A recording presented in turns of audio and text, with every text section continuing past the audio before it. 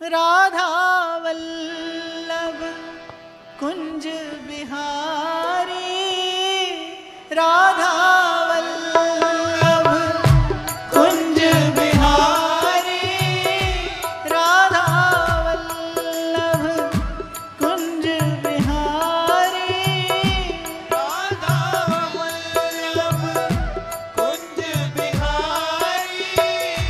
लाल लाडली प्रीतम प्यारी, लाल लाडली प्रीतम प्यारी।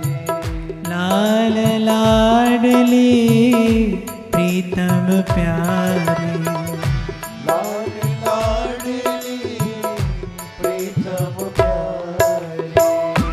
राधा वल्लभ कुंज बिहारी, राधा वल्लभ कुंज बिहारी। राधा वल्लभ कुंज बिहारी, राधा वल्लभ कुंज बिहारी। लाल लाडली प्रीतम प्यारी। लाल लाडली प्रीतम प्यारी। और जैसे कुछ लोगों को तो वैसे ही सजने संवरने का शौक होता है, पर प्राय लोग नित्य श्रृंगार नहीं करते। श्रृंगार कब होता है? जब कोई विशेष उत्सव होता है, जब चित्त में उल्लास हो तभी श्रृंगार शोभा देता है। जब चित्त में आनंद हो तो श्रृंगार उस आनंद की अभिवृद्धि करता है। उपासना श्रृंगार की है, इसीलिए उल्लास भी कहीं इसके पूर्व पक्ष में ही है, इसलिए आनंद भी कहीं इसके पूर्व पक्ष में ही है। और वैसे भी जब आप वृंदावन में हैं, ये तो वो परिधि है, इसमें श्रीमद् भागवत कहती है कि इसमें प्रवेश करते ही भक्ति महारानी भी नृत्य करने लगती है। यद्यपि भक्ति आनंद का उत्स है, भक्ति स्वतंत्र सकल गुण खानी, सकल गुणों की खान है, आनंद का उत्स है। जैसे जीवन में भक्ति आती है उत्सव आ जाता है, जैसे जीवन में भक्ति आती है उल्लास आ जाता है, उजास हो जाती है, सुवास आ जाती है भक्ति के आ जाने से।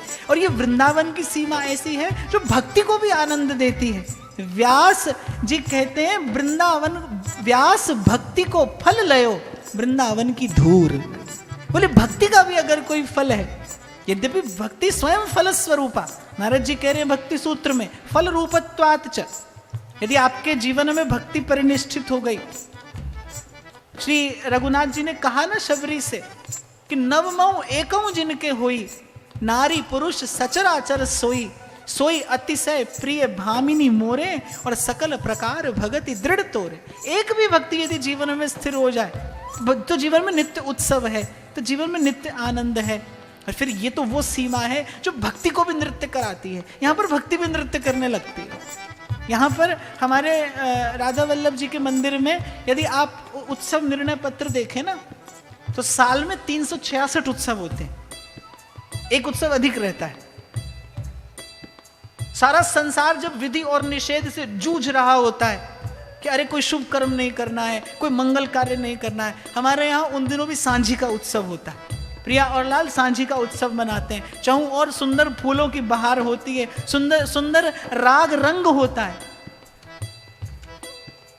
ई चमक ई दमक फुलवन मा महक, पर ये सब कुछ होता कहाँ है? ये सब वृंदावन की सीमा में संभव है। सब कुछ सरकार तुम ही से है। तो उल्लास की, उत्सव की, आनंद की अभिवृद्धि, यही वस्तुतः इस उत्सव का प्रयोजन है। श्रृंगार के लिए मन तैयार हो जाए, यही उत्सव का प्रयोजन है। तो और कुछ नहीं हो तो श्री यमुना जी के किनारे बैठकर 2 घड़ी बड़े प्रेम और भाव से प्रिया प्रीतम का नाम सुना देना, ये प्रथम कर्तव्य हो जब आप वृंदावन में आए। ये आपका प्रथम कर्तव्य हो, यमुना जी के किनारे बैठकर, उनकी सन्निधि में, उनके समीप बैठकर। अच्छा, अब तुम जाओगे यमुना जी को सुनाने, वो मुझसे कहेंगी तुमने भेजा, तो उल्टा सीधा तो नहीं सुना दोगे। बताओ कैसे सुनाओगे?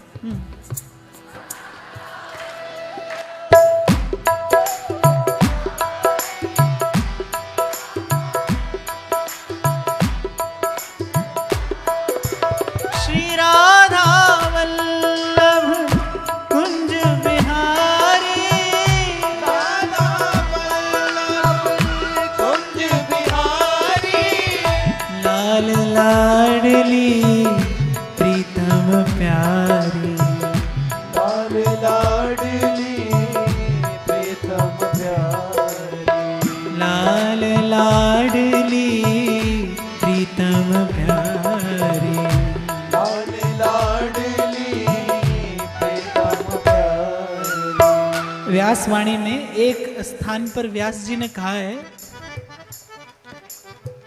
कि हरि पाए में लोल कचैया। यहां की भाषा में कहा जाता है लोल कचैया, माने खेल खेल में, खेलते खेलते। बोले हरि पाए में लोल कचैया, जैसे बालक खेल खेल में कोई बाजी जीत लेता है ना, बोले ऐसे ही नैन ना मूंदे ध्यान को और किए ना अंगन न्यास, नाच गाए रास ही मिले बस वृंदावन व्यास। हरि पाए में लोल कचैया। तो इसे यूं ही गीत और नृत्य न समझना, ये कहीं प्रिया और प्रियतम को प्रसन्न करने की चेष्टा है। यद्यपि यदि भगवत चर्चा हो, अभ्यास और वैराग्य की बात हो, यदि ज्ञान की चर्चा हो, तो श्रृंगार विकार है, तो श्रृंगार की चर्चा भी विकार है। लेकिन वही श्रृंगार अगर युगल की प्रसन्नता के हेतु हो तो फिर वो श्रृंगार का भी श्रृंगार है, महाश्रृंगार है।